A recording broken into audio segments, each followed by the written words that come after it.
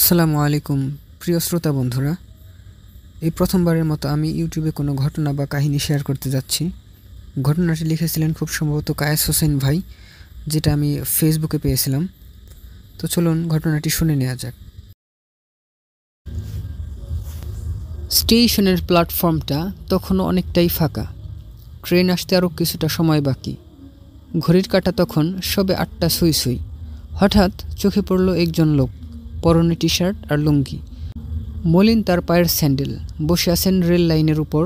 পাশে একটা বড় পলিথিনের ব্যাগ ভর্তি লাল আর সবুজ বোম্বাই মরিচ। কৌতূহলবশত জিজ্ঞেস করলাম, ভাই মরিচ কত করে? জিজ্ঞেস করতে এই লোকটি মাথা নিচু করে বলল, ভাই মরিচ এইগুলি বেচুম না। আমার কৌতূহল বেড়ে গেল। ব্যাগ ভর্তি মরিচ নিয়ে বসে আছেন, অথচ বলছেন বেচবেন না। আমি হেসে বললাম, মরিচ নিয়ে বসে আছেন আর বলছেন বেচবেন না, কাহিনী কি ভাই? লোকটি মাথা নিচু করেছিল। মুখ তুলতেই বুঝতে পারলাম এতক্ষণ কান্না করছিল। চোখে পানি আর কান্না জড়ানো কণ্ঠে লোকটি যা বলল শুনে আঁতকে উঠলাম। ঠোঁট কাঁপছিল তার, কণ্ঠে অসহায়ত্ব আর কান্নার মিশ্র ধ্বনি। এই মরিচগুলো আমি আমার মাইয়ার জন্য আনছিলাম ভাই, কিন্তু আমার মাইয়াটার নাই, আর আমার নিজের কিছুই নাই। আমি চুপ করে গেলাম। আমার মনে হলো সময় থেমে গেছে। আমি বসে পড়লাম তার পাশে রেল লাইনে। বললাম, মেয়ের জন্য মরিচ আনছিলেন কেন? আর মেয়ে নাই মানে কি হয়েছে আপনার মেয়ের? আকাশের দিকে তাকিয়ে একটা দীর্ঘশ্বাস ফেলল লোকটি। একটু সময় নিল। আমার বাড়ি কালীগঞ্জ আড়িখোলা। ছোট একটা জমি আছে, তাতেই ক্ষেত খামারি করতাম। আমার একটাই মাইয়া, নাম রাখছিলাম রুহি। ফুটফুইটটা মাইয়াটা আমার সারাক্ষণ খালি হাসতো, বকলেও হাসতো, মারলেও হাসতো। জন্মের সময় ওর মায় মইরা গেছিল।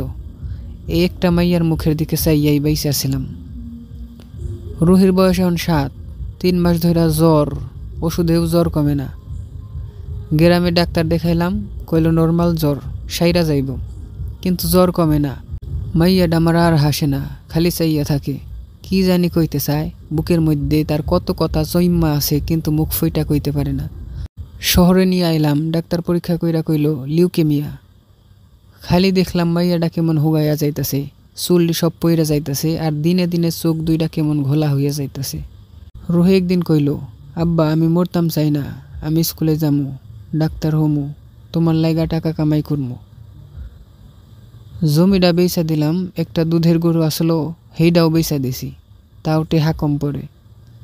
চক্ষে মুহে আন্ধার দেহি, একটা মাত্র মাইয়া আমার, তার কি বাঁচাইতে পারম না? একদিন রুহি কইল, আব্বা তুমি বাড়িতে গেলে আমার লিগ্গা লাল সবুজ রঙের বোম্বাই মরিচ আনবা। আমি কইছিলাম, ব্যাগ ভইরা তোর লাইগা বোম্বাই মরিচ আনবো মা।